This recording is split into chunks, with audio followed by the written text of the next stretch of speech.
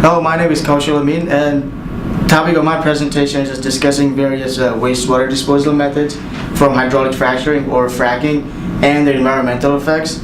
So first, I'm going to start off with giving an overview of what exactly fracking is. So millions of years ago, when animals died, they started decaying on the ground floor or the ocean floor, and then their remains started being buried by sand and slit. And over time, as these remains got deeper and deeper into the earth, the high heat and high pressure forced them to carbonize and eventually turn into natural gas. So we access this natural gas by drilling deep well within the deep in the earth and just basically physically retrieving the natural gas, and we use fracking for that.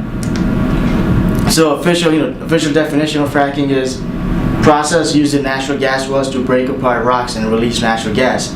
And one operation of fracking involves about 2 to 8 million gallons of fresh water, along with some sand and chemicals.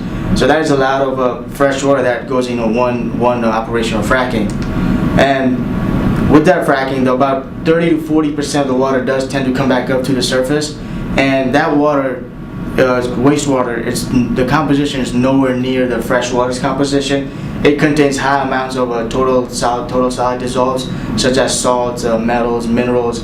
It has a lot of radioactive materials, such as radium, and also some of the methane also dissolved in the water also tends to come back up.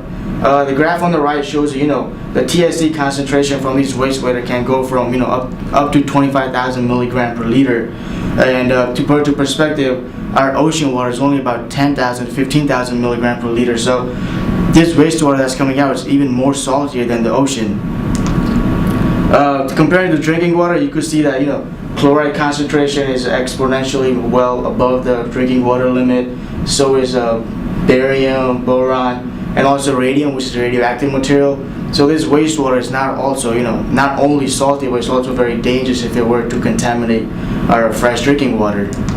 And so industry has come up with several different ways to dispose of this water. The earliest method was basically water treatment facilities where they would send this wastewater to water treatment facilities where it would be processed and just basically let it out in the rivers or freshwater resources. But these facilities are not equipped to handle this concentrated water, so they will only remove a fraction of what's actually in it.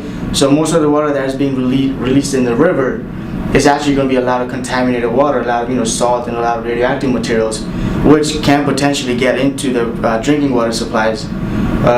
Second disposal method, they came up with a surface ponds for evaporation, where they would have these large ponds and they would just dump all the wastewater in those ponds and hoping that it will evaporate. But because it's so concentrated and it's because it's so salty, the evaporation would take longer than expected, and that wastewater in the meantime would eventually go down, settle down to the groundwater, and potentially also get into the freshwater supplies. The most commonly used disposal method that is used today is a deep well injection. This is basically where they would dig a big hole deep within the earth, and they would insert all this wastewater in there and then seal it off.